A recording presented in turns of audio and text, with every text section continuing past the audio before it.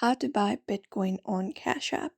Hey everybody, welcome back to our channel. If you'd like to do so, you may head over and follow up the steps. So open up the Cash App application on your screen and you'll be finding this interface. Now you may head over to this particular icon in the top left, bottom left corner of your screen and open it up. After you open it up here, it will show you your cash balance. You will be taken to Money tab. So you may look out for this option called Buy Bitcoin from the given options and tap on it.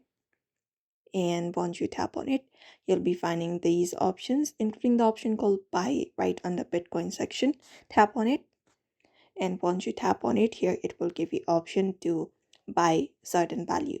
So we have 1, 10, 20, or you can even manually enter. For that, tap on the three dot and enter up the balance that you would like to buy.